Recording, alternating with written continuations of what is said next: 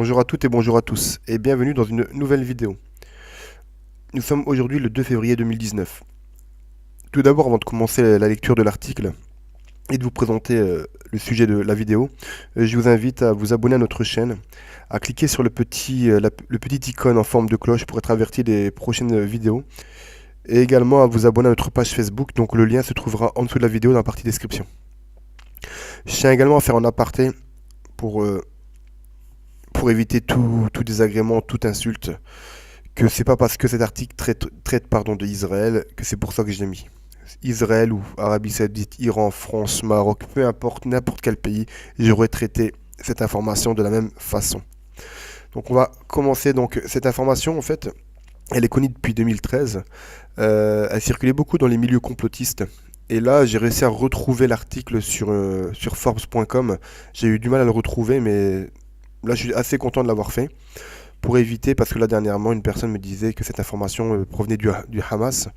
Donc là, je présente l'article qui provient de Forbes. Donc Forbes qui est un magazine, un journal très très connu et qui est loin d'être complotiste.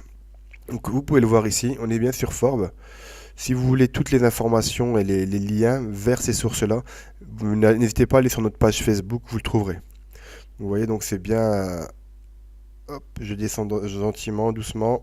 Voilà, et là, on va aller sur la traduction de l'article.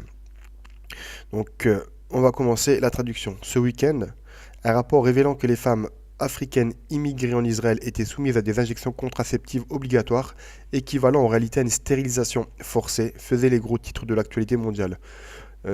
J'ai pas souvenir d'avoir vu cette actualité sur les médias français. Franchement, je ne me souviens plus. Après, on a la mémoire courte, on est homme, on est humain, on a la mémoire courte, on oublie beaucoup de choses. Depuis 2013 quand même. Quelques 130 000 Éthiopiens, pour la plupart juifs, vivent en Israël.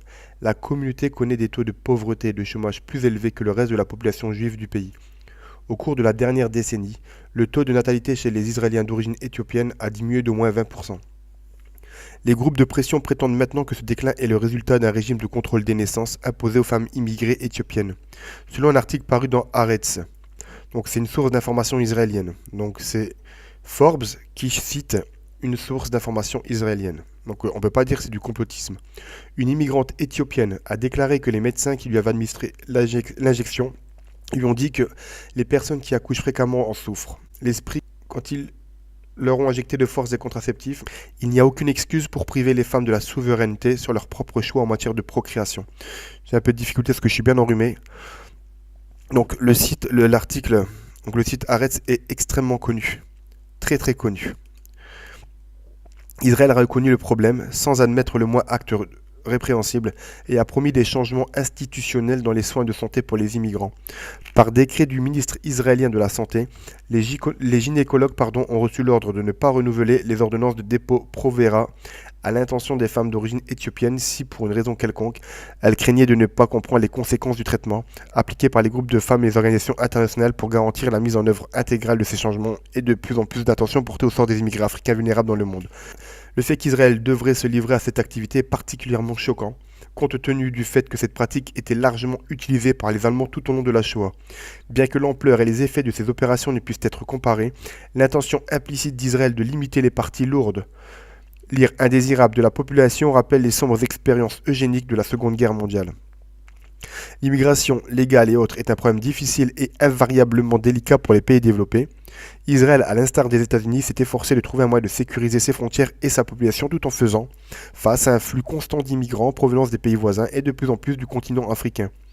Tout en admettant les difficiles problèmes de sécurité auxquels Israël est confronté, la communauté internationale doit réprimander haut et fort les violations systématiques des droits de l'homme infligées aux femmes immigrées d'origine africaine.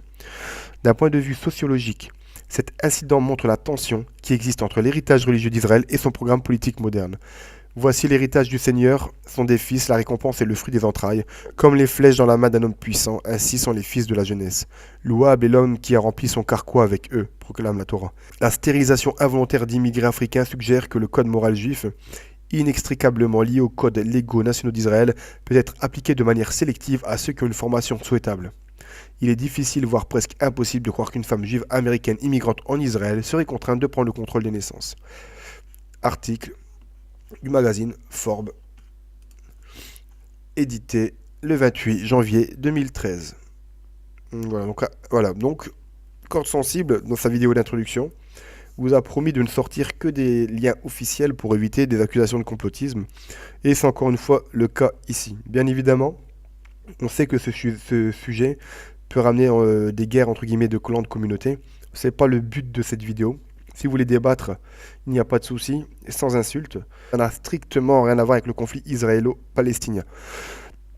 Est-ce qu'ils peuvent faire ça dans des pays autres qu'Israël? Bien sûr. Voilà, comme je disais en aparté de cette vidéo, en préambule, en introduction, cette vidéo est faite pas parce que c'est Israël, mais parce que l'information qui est dite dedans est très très importante et choquante. Et en même temps, ça permet en fait aux personnes d'avoir accusé les gens de dire ça. Ils pourront faire un mea culpa en disant oui, effectivement, vous aviez raison. L'équipe de Corde Sensible et moi-même vous souhaitons une excellente journée. Nous vous disons à très bientôt. Nous vous remercions également pour votre fidélité. Et n'oubliez pas de vous abonner. Ciao!